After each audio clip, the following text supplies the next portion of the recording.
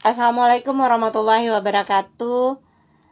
Bertemu lagi di Bincang Sore Rumah Baca Anak Nagari. Pada hari ini,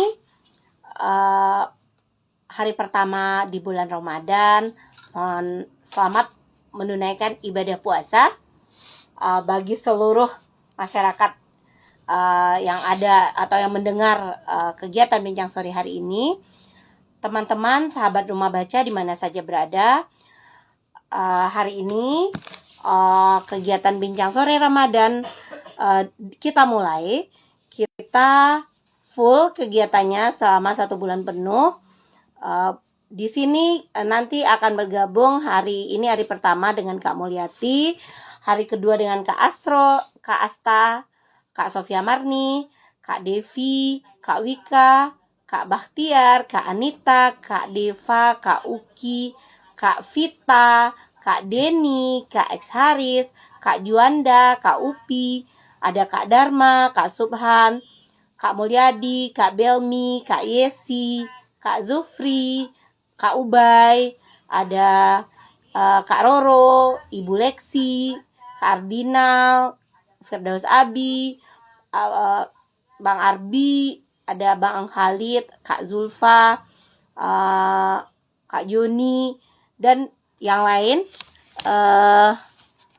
Oke.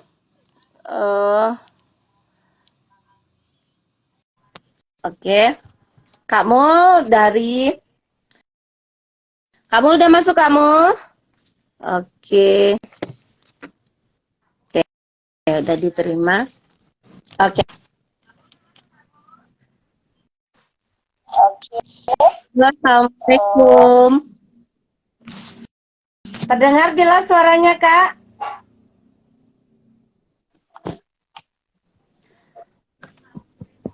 Oke. Tunggu. Oke. Dikira bisa. Oke. Assalamualaikum warahmatullahi wabarakatuh. Salam.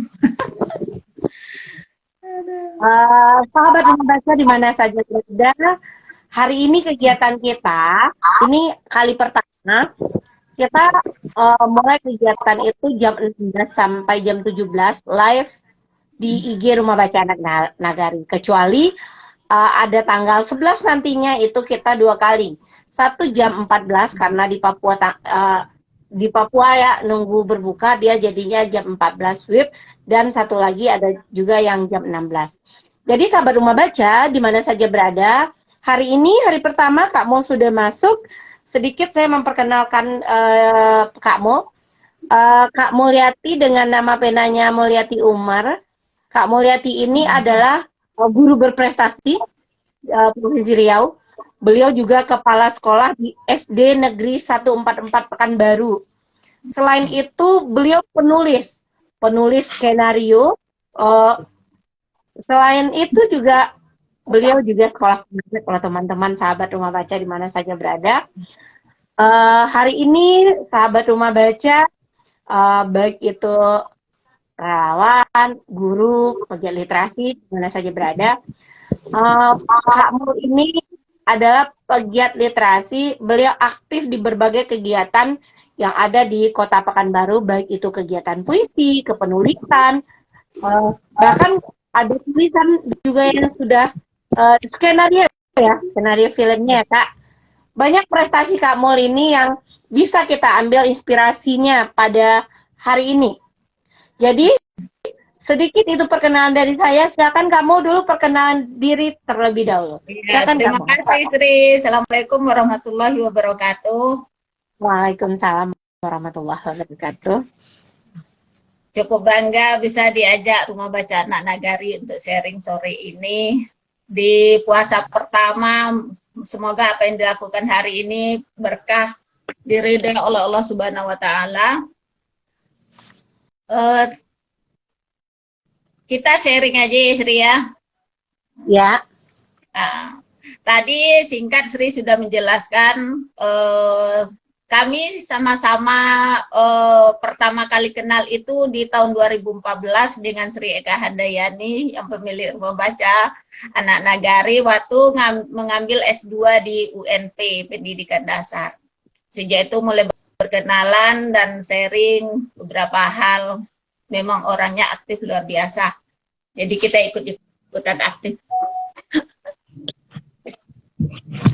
Begitu. Aduh. Nah, permintaannya hari ini bagaimana kita produktif dalam apa aja lah ya, dan selama Ramadan, baik itu menulis, membaca, apapun yang penting hari-hari kita bermanfaat, apalagi bulan Ramadan, apapun yang kita lakukan selagi itu kebaikan mendapat pahala yang berlipat ganda oleh Allah Subhanahu wa Ta'ala. Nah, sahabat yang ada dimanapun, hari ini kita hanya sharing pengalaman mungkin apa yang telah dilakukan dan apa yang bisa kita perbuat ke depannya.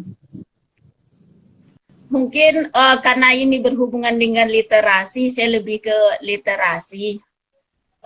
Yang punya, misalkan punya sahabat yang punya anak di rumah. Jadi mungkin ada trik-trik bagaimana meningkatkan minat baca anak di rumah. Kadang-kadang orang tua itu pada bingung. Anaknya tidak suka baca, lebih suka main HP gitu. Nah, apa sih triknya biar anak itu gila dengan membaca, apalagi sejak mereka usia dini gitu. Nah, mungkin kami dengan Sri akan menjelaskan atau bersharing lah ya, sharing apa yang telah kita lakukan selama ini. Karena sama-sama punya anak yang memang dari kecil itu kita biasakan dengan membaca. Nah, yang pertama kami lakukan itu adalah mengenalkan anak dengan buku sejak dini. Jadi sejak kecil anak dikenalkan buku, walaupun hanya mereka mencoret, melihat, atau membolak-balik, yang penting mereka kenal, oh ini loh buku gitu. Lama-lama akan tumbuh rasa penasaran. Nah, ketika rasa penasaran mereka sudah muncul, kita enak menceritakan. Dan anak pun akan tertarik gitu.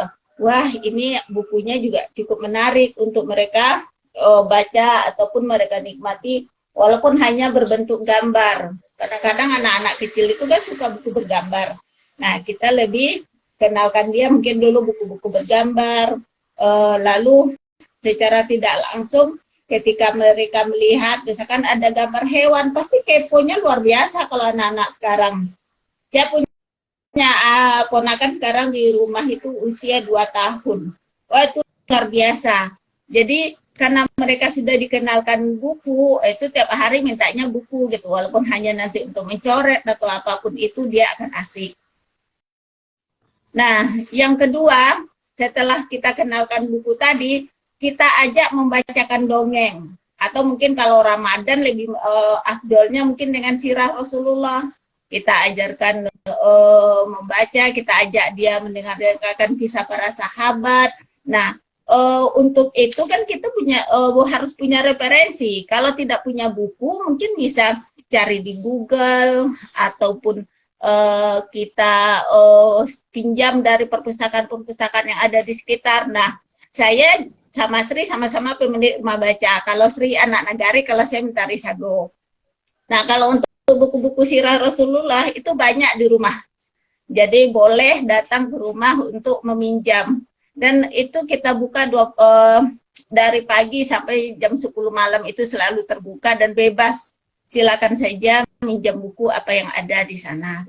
Jadi kita tidak membatasi. Ya Sri ya, siapapun yang meminjam buku kita welcome. Karena kebermanfaatannya juga bukunya untuk itu gitu. Ketika satu kalimat dibaca orang dan itu bisa menggugah dirinya untuk berubah, kita kan juga dapat pahala. Dan hidayah itu datang kan tidak hanya dengan perantaran mendengar pengajian atau apa, kadang-kadang membaca buku. Saya pengalamannya usia berapa tahun ya? 11 tahun, 12 tahun, 13 tahun. 13 tahun itu kelas 2 SMP. Membaca buku judulnya, cover depannya itu jilbab, bukunya cukup tebal setebal ini. Lalu di situ tertulis baru Quran surat An-Nur ayat 24 ya kalau tidak salah, memerintahkan kita untuk berhijab.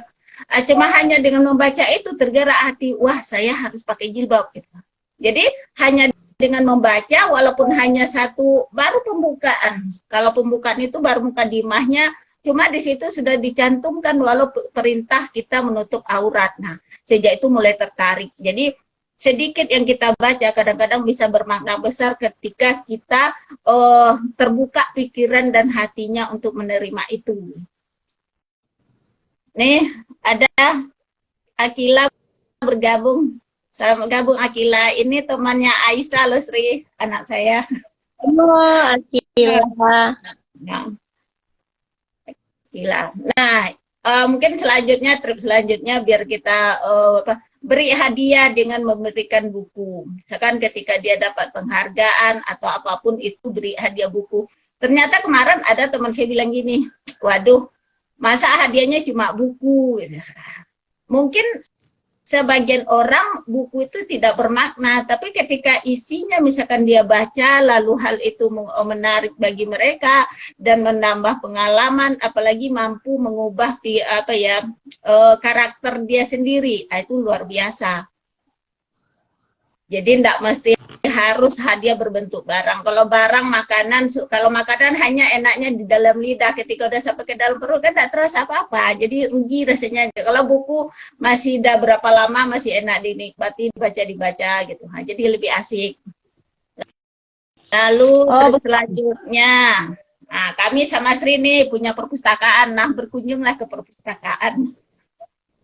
Jadi itu salah satu triknya biar anak tertarik untuk membaca sejak dini. Jadi sebagai anak tertarik. Nah, berkunjung ke perpustakaan ini kayaknya juga menarik. Kalau kayak ke Bukit Tinggi, mana tahu nanti sahabat-sahabat yang live BG mau ke Bukit Tinggi, nah juga bisa mampir ke rumah baca anak Nagari. Dan rumah bacanya itu terbuka biasanya untuk umum. Jadi siapapun teman-teman yang mau ke sana itu bisa berkunjung. Dan alhamdulillah kalau rumah baca Nagari udah luar biasa. Pokoknya dah mantap. Sampai ruang tengah, ruang tamu, sampai teras beranda samping sudah penuh dengan buku. Bener, sampai ke dapur.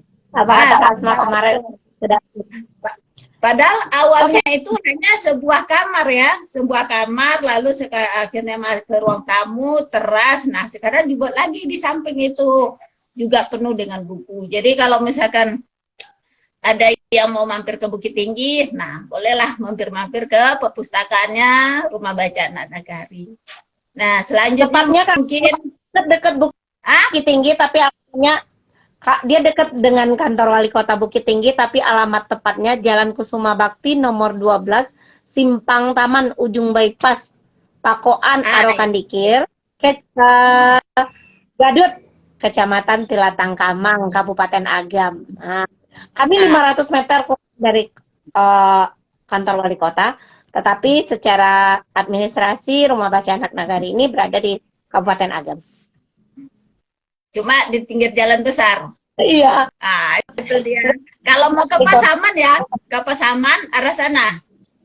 Iya. Jadi kalau carinya cukup mudah. Kalau kita ke arah Pasaman itu dari Bukit Tinggi nanti posisinya di sebelah kiri. Walaupun jauh satu kali mampir. Betul. Nah, oke Kak, produktif selama Ramadan. Ini adalah tema kita pada ini. Kamu tadi sudah mengatakan bagaimana kita produktif di waktu bulan Ramadan. Pertama pada anak. Kita akan membahas sesi, yaitunya produktif di bulan Ramadan di keluarga. Ini sudah Kak Mul katakan contohnya dengan membaca, anak dikenalkan dengan buku, mengajak anak baca atau mendongeng atau cerita siroh. Selanjutnya kalau kita memberikan hadiah untuk anak ini adalah dengan memberikan buku agar ini berkesan, agar ini lama masanya. Selanjutnya berkunjung ke perpustakaan atau ke taman baca atau ke pojok baca. Ini adalah produktif di bulan Ramadan untuk keluarga. Kamu sekarang bagaimana kamu untuk produktif di bulan Ramadan dengan masyarakat? Seperti kan saya mau lihat nih kamu banyak kegiatan seperti webinar kepenulisan tentang skenario. Apa sih yang bisa sahabat Rumah Baca dengarkan kali ini, Kak? Kalau untuk masyarakat ya, kalau tadi kan untuk ibu-ibu, sebetulnya masih banyak nih untuk ibu-ibu.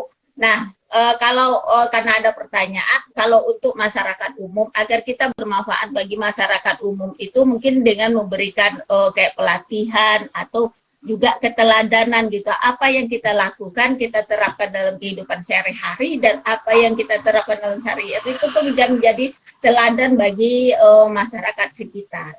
Jadi keteladanan intinya. Apapun yang kita lakukan, kayak kita misalkan memberikan materi di situ kan bermanfaat bagi orang lain, apalagi kalau misalkan yang kita lakukan itu bisa membuat mereka berubah. Kalau saya itu kan lebih banyak mengisinya tentang kepenulisan. Nah, ketika seseorang mampu menulis itu kayaknya wah, itu kayak keberkahan yang luar biasa gitu. Menulis pemula dengan yang menulis sudah biasa menulis itu kan beda ya. Apalagi memotivasi mereka yang baru atau pertama kali dalam menulis. Jadi kayaknya banyak hal-hal yang kita lakukan, tapi intinya keteladanan. Apa yang kita lakukan selama ini, misalkan prestasi yang telah kita dapat, itu bisa jadi contoh bagi mereka. Ternyata hanya dengan memiliki rumah baca, kita mampu menarik orang lain untuk membaca. Siap itu juga mau orang lain juga ikut dalam kegiatan yang sama gitu. Terus ketika kita memberikan materi di beberapa tempat, mereka juga mulai berubah, pola pikirnya juga berubah, mindsetnya berubah untuk mau mengikuti apa yang telah kita teladani. Kak, berarti bagaimana kita misalkan produktif di bulan Ramadan, untuk masyarakat kita bisa membuat pelatihan atau kita bisa memberikan peneladanan. Seperti saya lihat di media sosialnya Kak Mul di bulan Ramadan tetap produktif ya, memberikan pelatihan-pelatihan tentang penulisan. Alhamdulillah.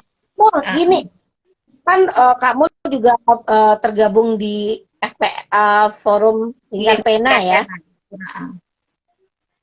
Dengan kegiatan kepenulisan, kegiatan yang Kak Mul berikan agar produktif di bulan Ramadan ini, bagaimana Kak Mul progresnya dari sahabat-sahabat yang sudah bergabung di bulan Ramadan ini? Apakah hanya duduk diam begitu saja, atau memang sudah ada semangat atau girohnya untuk kegiatan-kegiatan di bulan Ramadan ini? Kalau untuk Ramadan kali ini kan baru hari pertama. Nah, kalau misalkan di tahun-tahun sebelumnya kita misalkan memang ada agenda gitu. Kayak misalkan kita menulis apa selama Ramadan gitu. Jadi kalau kayak tahun kemarin itu kita sampai launching buku di Forum Lingkar Pena itu yang berjudul Perempuan Gaza dan Air Mata. Nah, itu karya memang seputar Gaza. Waktu itu kan di Palestina ada penyerangan dari tentara Israel terhadap Palestina. Kita tuangkan apa yang mereka rasakan itu dalam bentuk sebuah puisi. Nah, di bulan puasa tahun kemarin kita launching.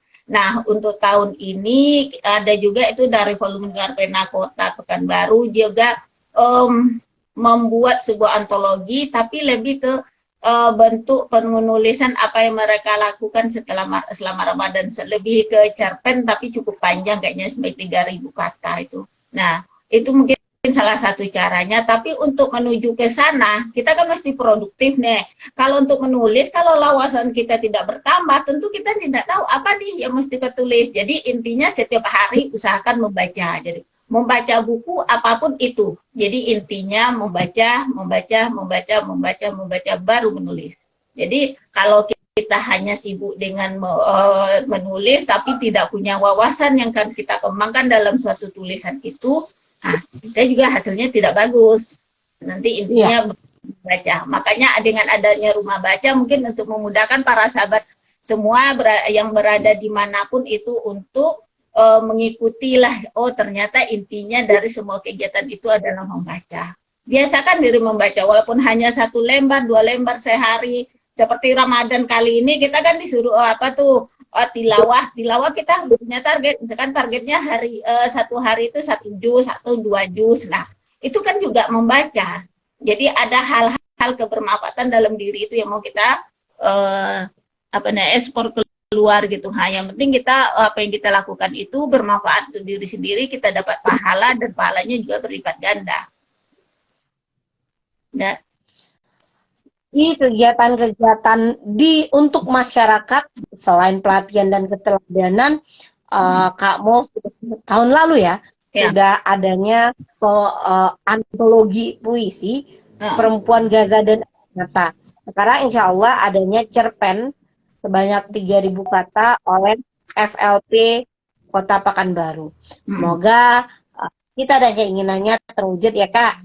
Sekarang Iya. Kak, itu sama keluarga masyarakat. Sekarang Kakak kan kebetulan kepala sekolah nih. Bagaimana produktifkan kita sama posisi kita sama-sama kepala Ya, sekolah. sama sekarang deh. Sering-sering aja. Apalagi kan kepala sekolah penggerak juga ya. Bagaimana kita memproduktifkan pertama sekolah kita, guru kita, anggota atau warga sekolah kita, siswa kita agar produktif di bulan Ramadan. Apa sih tip-tip yang Kakak berikan untuk mulai dari siswanya dulu? Kalau yang selama ini kan tahun pertama. Kalau tahun kemarin itu kita memang mengadakan juga produktif di puasa itu memang lebih ke berkarya. Baru kemarin tuh keteladanan baru kayak misalkan pembiasaan. Jadi kebiasaan yang mesti lama-lama akan jadi budaya. Nah sekarang juga seperti itu. Untuk Ramadan kali ini kemarin kita menyediakan buku Amalia Ramadan. Nah buku Amalia Ramadan itu mungkin bagi sekian orang itu udah biasa gitu. Cuma kita desainnya itu lebih khusus dan di situ setiap lembarnya itu ada siroh. Jadi di dalam lembar itu tidak hanya berupa kegiatan mereka setiap hari, tapi juga berisi siroh-siroh di situ. Misalkan lembaran pertama tentang apa gitu. Di lembaran kedua ketika itu ada catatan pengajian yang dia dengar, nanti di bawahnya juga ada siroh yang mau kita sediakan. Jadi mereka secara tidak langsung otomatis kan ada literasi membacanya di situ. Jadi literasi membaca yang dia baca dari apa yang kita sajikan gitu.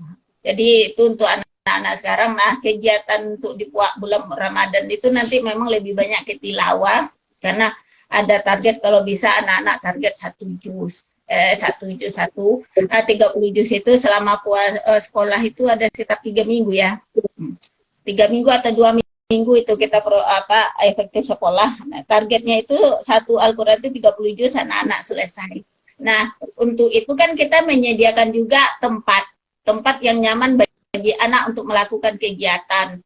Nah, sebelum puasa ini kita sudah berbenah membenahi musola kalau untuk sekolah.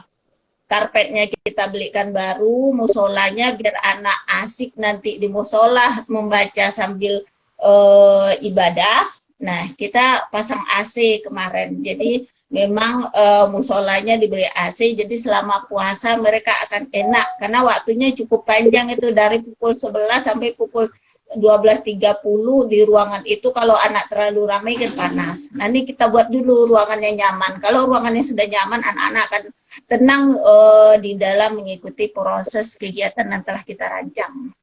Mungkin untuk di sekolah kira-kira seperti itu. Tetapi keren ya.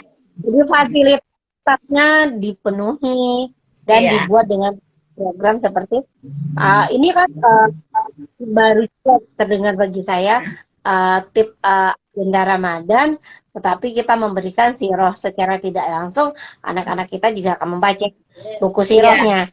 Ya, jadi di lembarannya itu kita desain sebagus mungkin. Jadi dalam satu lembar itu ada kegiatan sholat di atas, kegiatan ibadah di samping, misalkan kayak puasa, ngaji, tilawah, sebagainya. Nanti di tengah-tengah itu dibagi dua. Atas untuk catatan mereka selama di bulan Ramadan, yang paling di bawah itu sekitar 550 kata itu sirah para Nabi.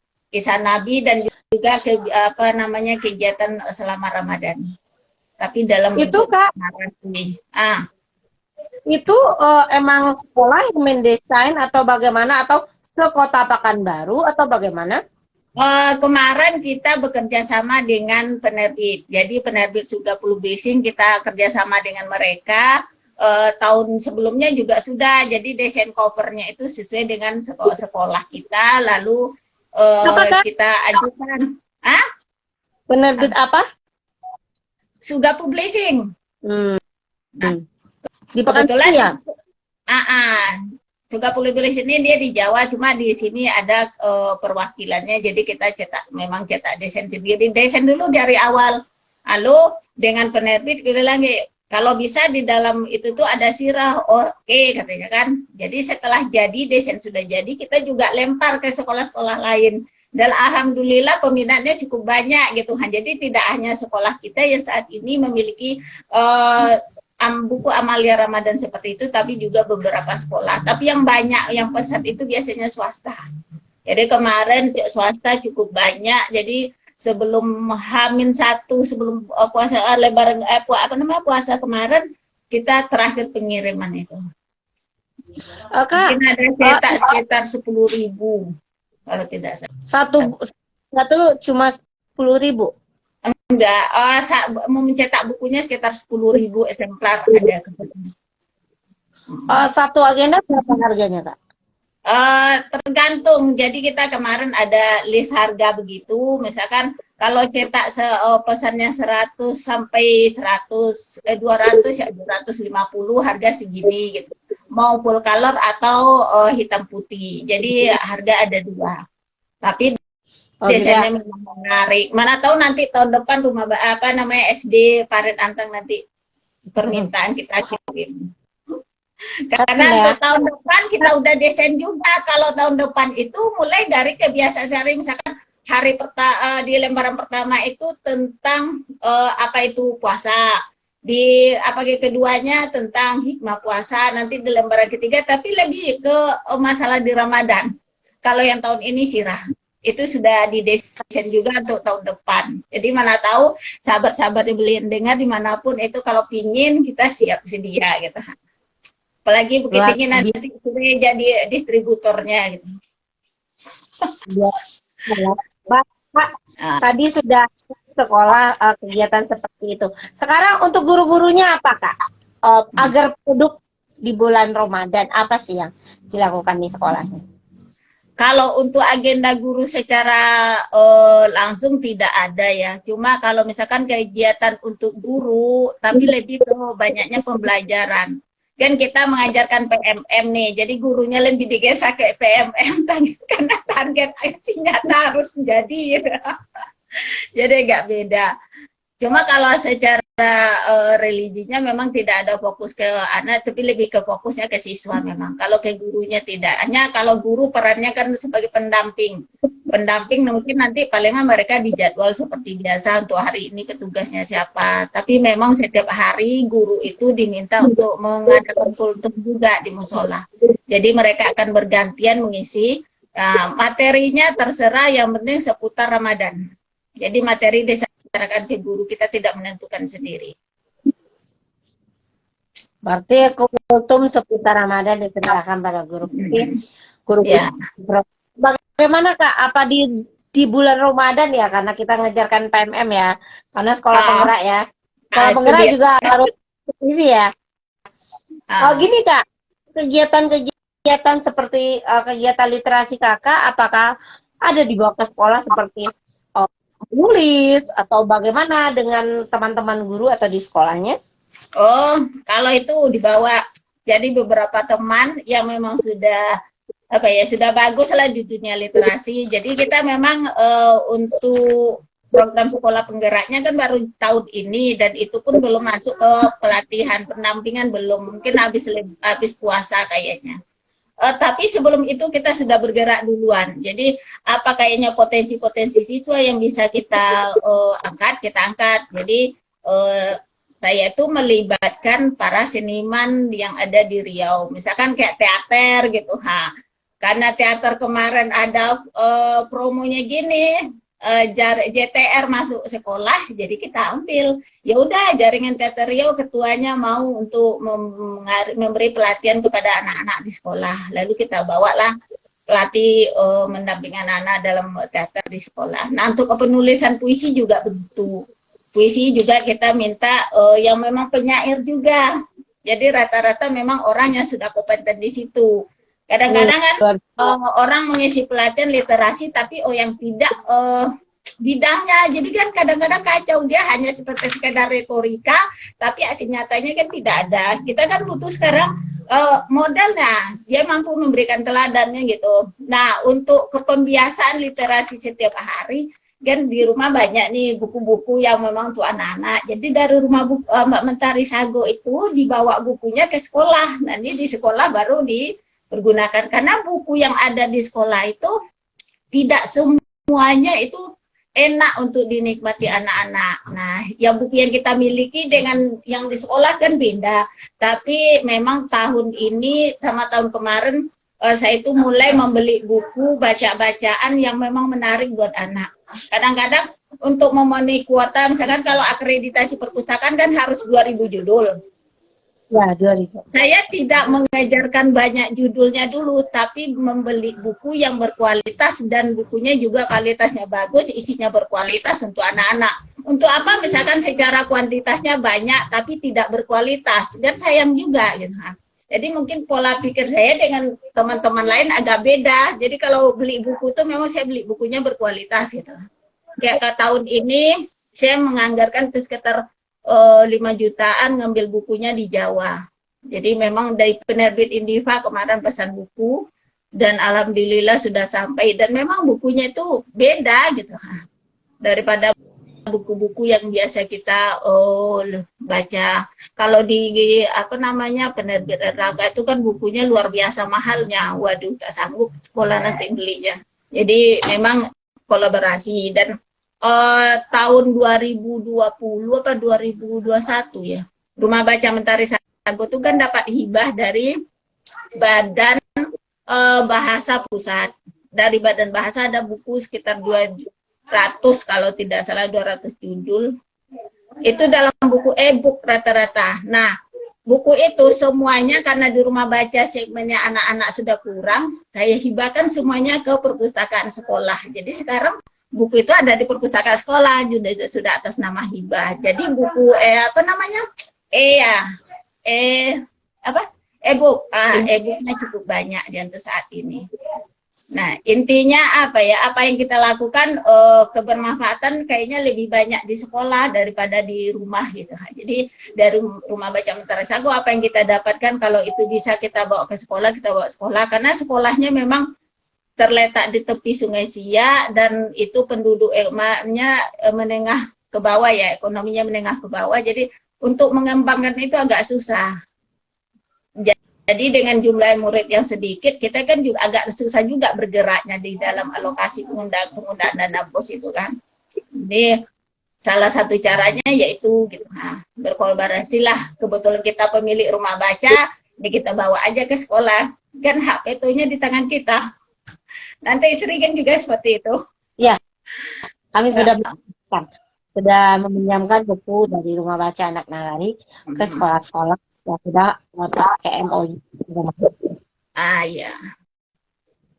Kemarin juga nawari MOU dengan beberapa sekolah-sekolah. Kalau mau, ayolah bukunya kita sediakan, tapi sistemnya pinjam mungkin 1 bulan, nanti dikembalikan ganti dengan buku yang baru. Gitu. Tapi mungkin beberapa sekolah yang saya tawar itu dia kurang tertarik, mungkin karena akan merepotkan dia atau gimana.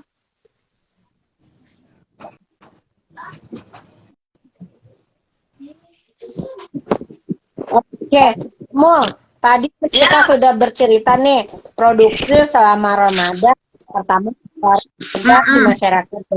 Sekarang untuk kamu sendiri, bagaimana tips untuk para sahabat rumah baca yang mendengar?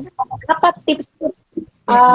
Gitu, kita kan ini penulis skenario ya, penulis. Apa tipsnya agar Ramadan ini kami betul-betul bisa produktif? Mungkin dengan kegiatan-kegiatan apa? Satu lagi kata kamu tadi, untuk produktif bagi ibu-ibu itu sangat banyak. Apa sih contohnya yang sangat banyak itu bagi ibu-ibu? Terima kasih. Nah, di Ramadan ya mungkin pertama kalau seperti saya, misalkan tiap hari kita punya blog. Nah, udah tekad dari kemarin pokok 1 hari 1 blog itu diisi dengan kajian gitu kan. Dan alhamdulillah untuk hari ini sudah terisi. Nah, yang kedua baca buku itu sudah pasti. Jadi ada beberapa buku yang mesti harus diselesaikan. Kadang-kadang juga mengulang buku-buku yang lama yang kayaknya membuat diri kita, kemampuan kita bertambah dan itu perlu diulang-ulang. Dan kata pepatah Minangnya, lancar kaji karena diulang. Jadi kita perlu ngulang-ulang bacaan. Nah, kalau untuk sendiri saya targetnya itu kalau untuk nulis ya, kalau ada peluang, biasanya misalkan ada peluang nulis skenario saya ambil, ada peluang nulis cerpen saya ambil gitu. Nah, tapi kalau diambil itu kalau tidak mepet kali dengan kegiatan sekolah. Jadi karena sekarang program sekolahnya cukup banyak, jadi beberapa hal sekarang banyak terlewat, tapi berusaha untuk terus produktif lah di dalam nulis. Pokoknya setiap hari itu ada yang kita tulis, walaupun tidak diekspor. Tidak kita di mana-mana, tapi kita menulis intinya.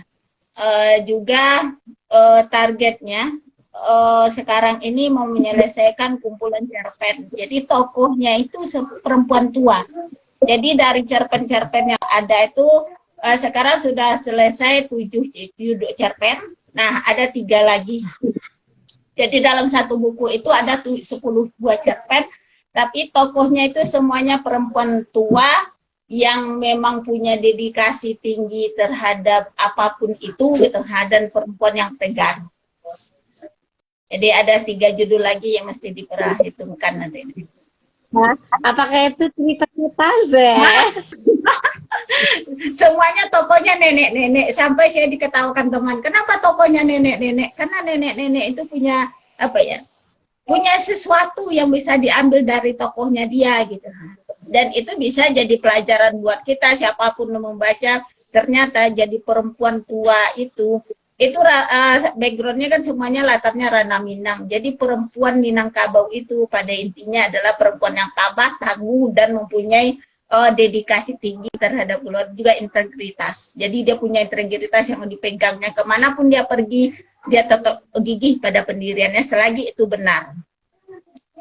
Tuh, jadi kayaknya yang mau ditulis itu seputar itu aja. Jadi perempuan-perempuan Minang, Bundokan Minangkabau lah yang diangkat, karena kita kecilnya di Ranah Minang, mungkin jadi itu jadi apa ya, imajinasi tersendiri untuk mengungkapkan ternyata banyak kali perempuan-perempuan tangguh yang ada di kampung kita. Itu memang sosok-sosok mereka yang diungkit, mungkin cuma penyampaiannya beda, ada beberapa hal yang diubah seperti itu. Tapi kadang-kadang namanya tetap saya lampirkan di situ nama asli. Kalau orang kan tidak semuanya tahu gitu, kalau si nenek yang buyut yang tahun sekian itu hidup itu namanya itu. Kalau untuk remaja sekarang mereka tidak tahu itu, tapi itu tahu kan angkat-angkatan kita. Oh, begitu. Jadi kita memang itu ya, kita banyak baca referensi-referensi yang ada, apalagi kita mengangkat tentang perempuan-perempuan Minangkabau ya Kak. Karena emang lain dari pengalaman, kita harus banyak membaca referensi-referensi. Sekarang Kakak kan sering nulis gitu ya. Referensi-referensi yang itu dari mana? Atau dapatnya dari buku saja? Apakah dari jurnal atau dari berbagai hal atau bagaimana? Kebanyakan dari buku yang dibaca. Jadi kebetulan di rumah itu mungkin kalau di data buku sekitar ada 5.000-an mungkin. 5.000 eksemplar buku ada. Jadi kan belum semuanya kita baca. Kayaknya ada satu buku yang menarik itu. Jadi itu bisa jadi referensi. Misalkan kita membaca tentang bukunya siapa, terus terpikir, oh iya ya di zaman itu kalau saya buat kisah begini bagaimana gitu. Kayak kemarin saya beli buku Azwar Anas, tapi beli bukunya sudah lama, cuma masih sering dibaca-baca.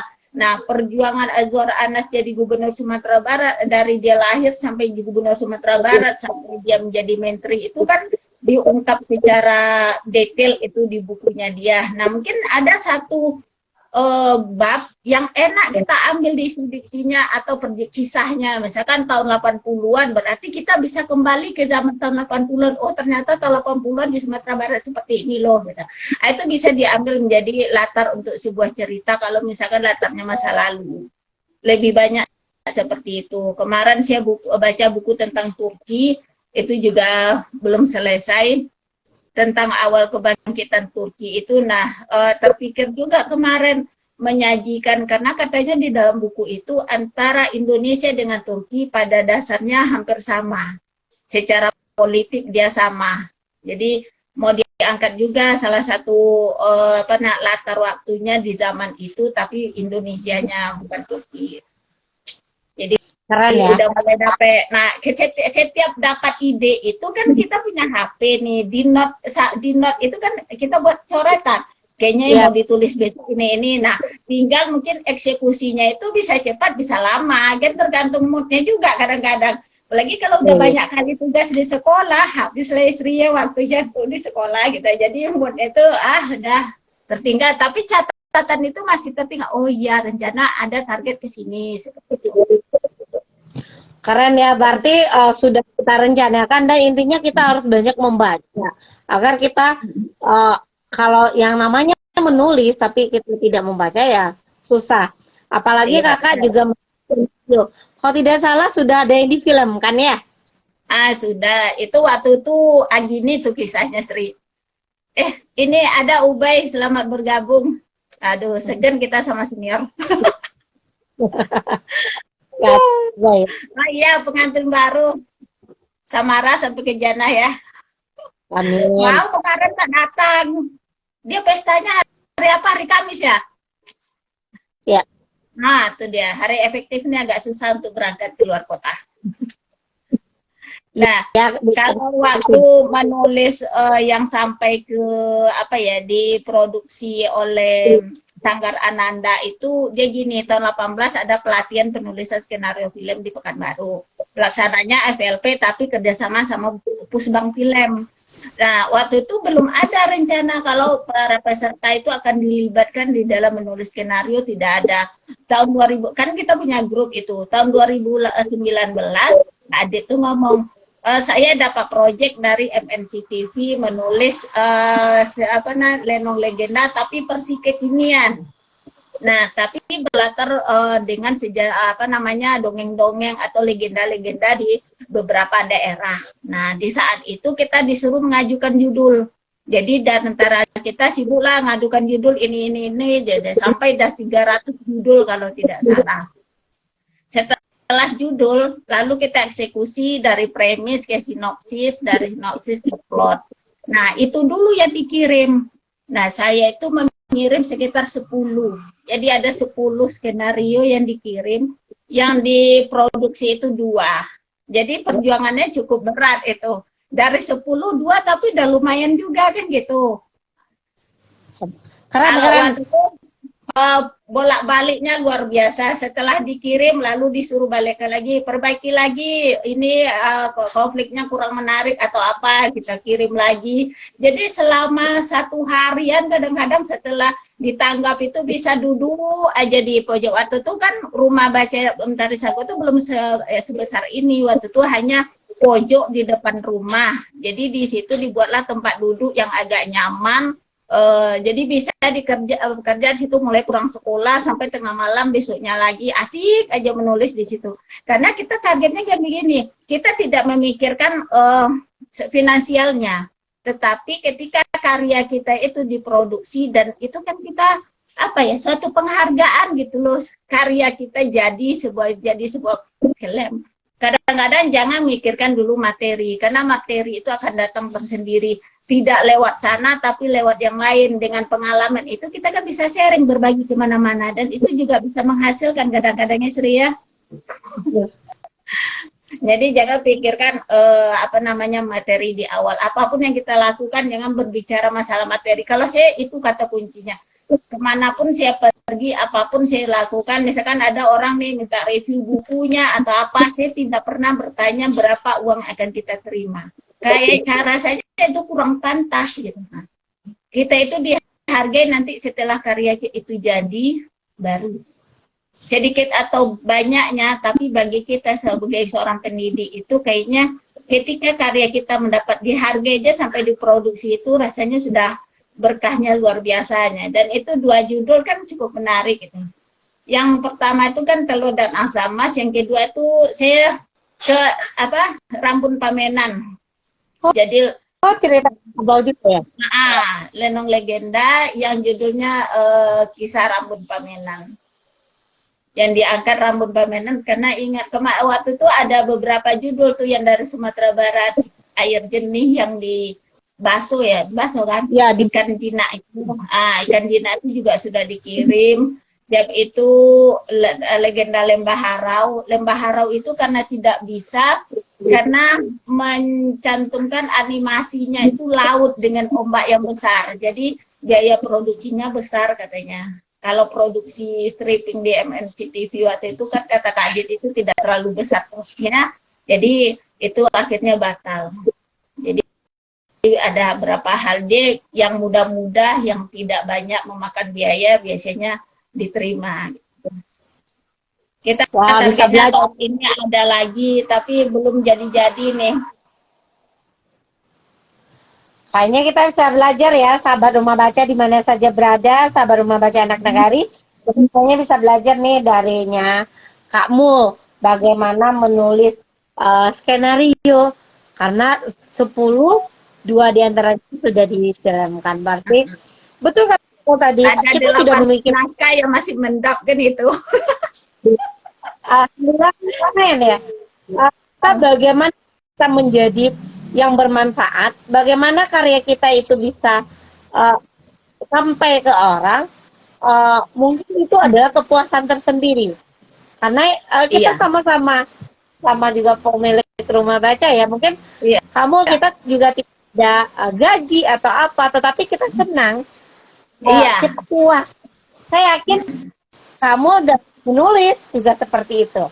Oke kamu, tapi sebagaimana produktif selama bulan Ramadan, mungkin sudah banyak tips-tips yang kamu berikan, ada baik itu mulai dari keluarga, masyarakat, sekolah, dan bagaimana untuk pribadi sendiri seperti kamu membuat blog itu bagaimana bisa aktif setiap hari adanya seperti di bulan Ramadan ini mungkin kajian atau berbagai kegiatan, mungkin kegiatan hari ini juga dan lain-lain. Dan adanya tetap wajib baca buku.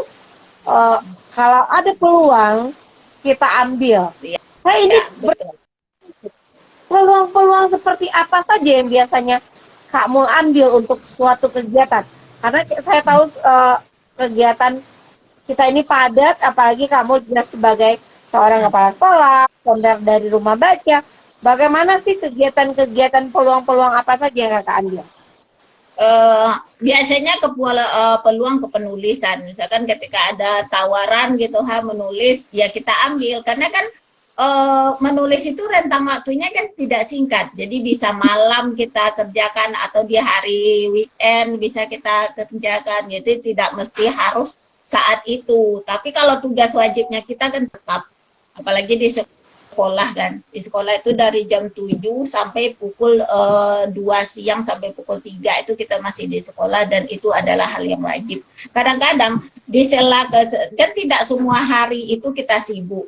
Kadang-kadang kalau hanya untuk menulis isi blog yang hanya 1 halaman beberapa kata, sekitar 300 kata itu rasanya kan tidak sulit. Mungkin kalau lagi mood itu palingan dalam setengah jam kan selesai sama desain untuk gambarnya gitu.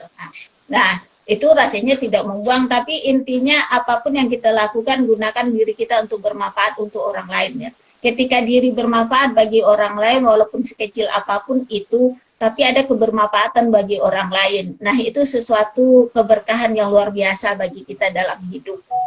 Cukup aja kita bermanfaat bagi orang lain. Kita tidak mengharapkan banyak. Misalkan dari materi kita tidak bisa berbagi, dengan pikiran kita berbagi. Kalau dengan pikiran juga tidak bisa, tenaga yang bisa kita berikan. Yang penting intinya kita bisa memberikan sesuatu bagi orang lain, dan orang lain itu ketika kita berikan apa yang kita bisa, mereka ada perubahan positif dalam diri dia. Itu yang paling enaknya itu. Mereka dapat hidayah, dapat petunjuk, kayaknya kita menjadi sosok yang bagaimana gitu. Tapi kan sombong itu tidak boleh. Tapi kita cukup berbangga diri dengan apa yang kita lakukan. Sedikit kita lakukan, tapi bisa bermakna besar bagi orang lain. Itu aja kuncinya.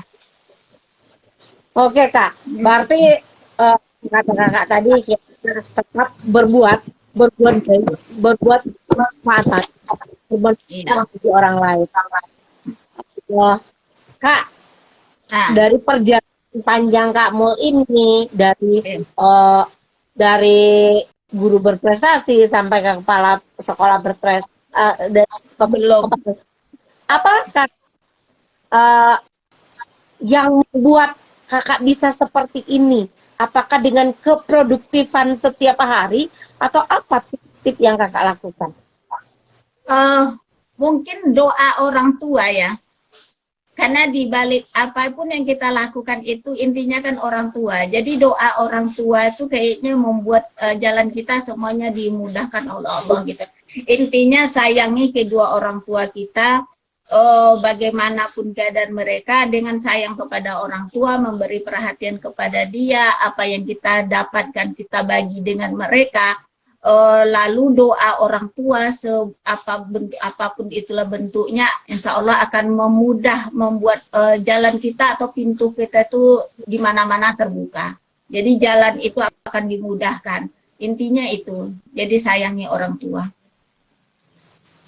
Muliakan mereka, apa yang mereka inginkan, insya Allah selagi kita mampu kita wujudkan. Tapi intinya adalah doa-doa dari orang tua yang bisa membuat bisa seperti ini. Karena kita lihat prestasi kamu ini juga luar biasa. Kamu, kita produktif di bulan Ramadan.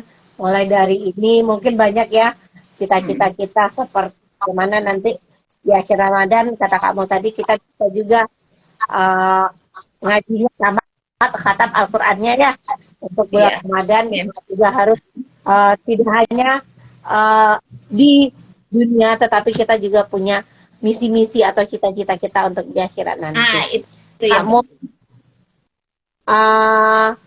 dari cerita-cerita kakak tadi, dari uraian-uraian tadi, bagaimana seseorang menjadi produktif itu tidak seperti membalikkan telapak tangan.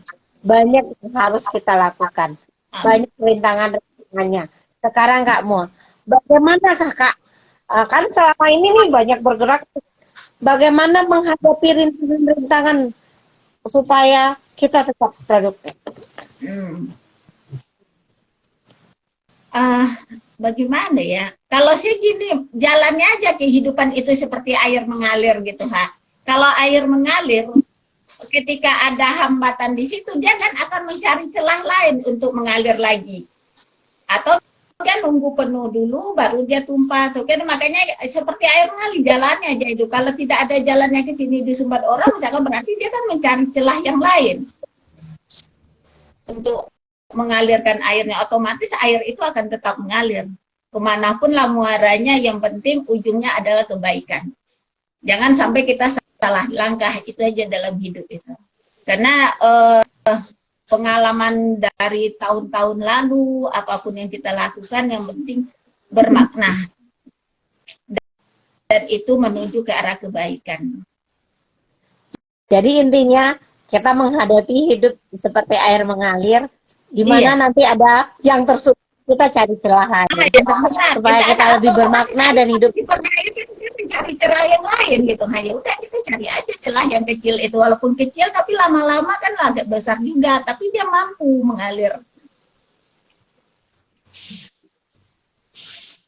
Sekarang kamu tidak terasa ya, kita sudah 7 menit lagi, tidak terasa ya. Barusan. Ini kalau ada emak-emak nih bercerita habis lah waktu. Ya, tidak terasa. Sekarang kamu sesuai dengan tema kita produktif selama bulan Ramadan. Apa sih ajakan Kak Mul untuk para sahabat di rumah baca Anak Nagari dan untuk para sahabat di mana saja berada yang mendengarkan kegiatan kita pada hari ini? Yang pertama intinya banyak membaca. Karena dengan membaca itu kecerdasan kita itu akan terasah gitu lah.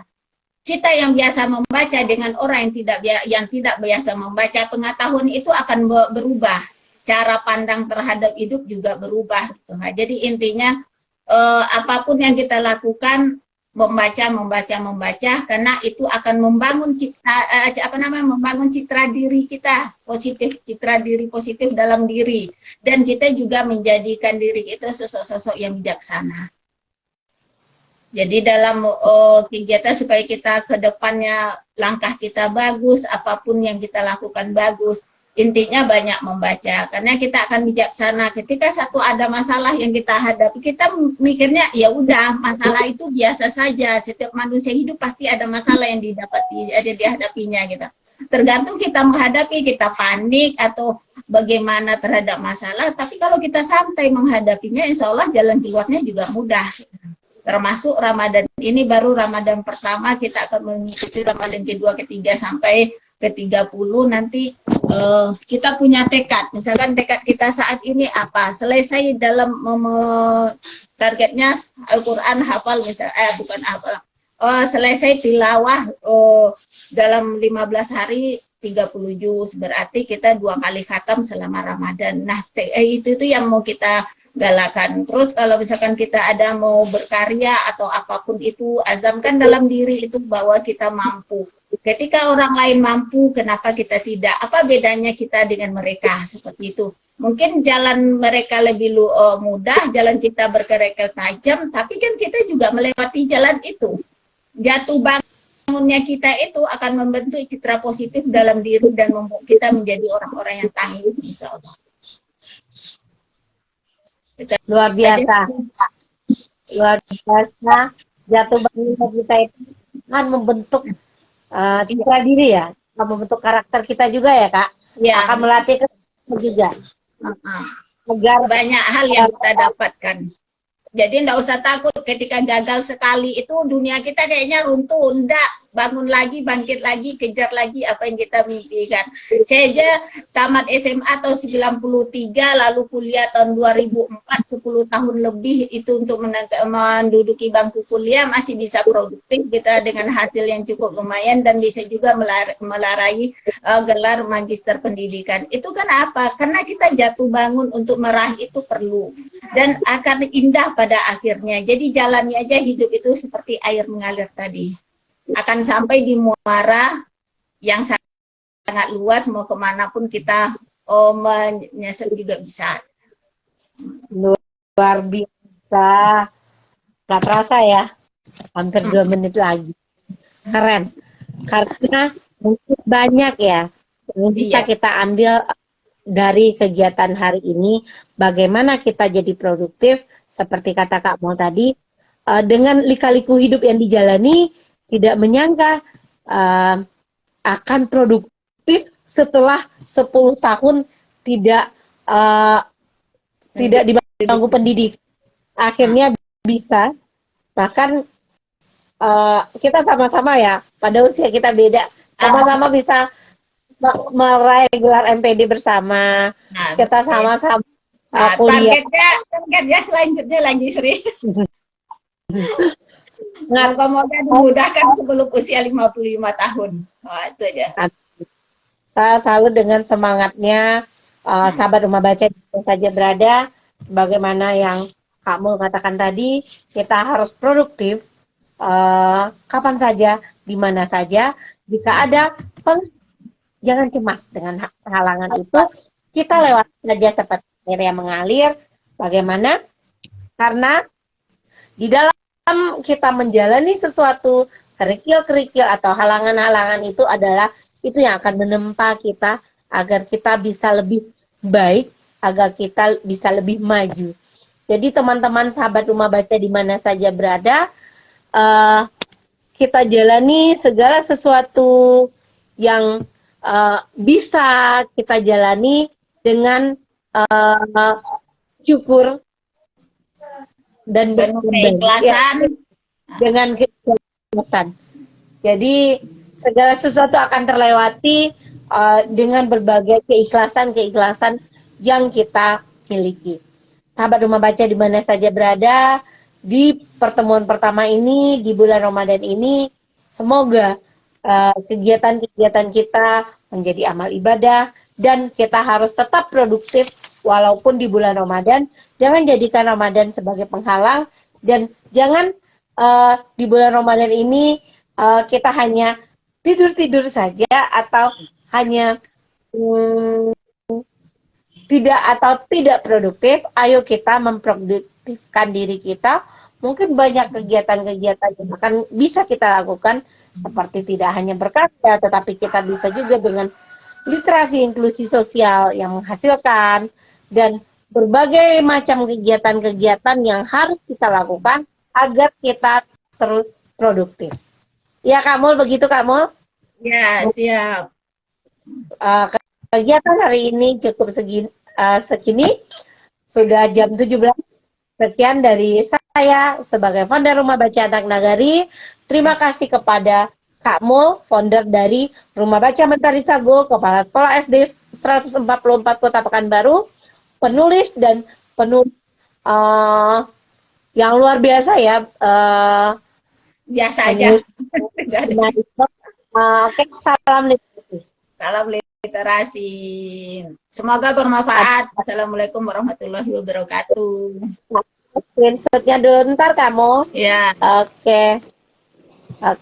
Semoga bermanfaat. Sahabat Rumah Baca di mana saja berada. Semoga kegiatan hari ini memberi inspirasi untuk kita semua. Assalamualaikum warahmatullahi wabarakatuh. Waalaikumsalam warahmatullahi wabarakatuh.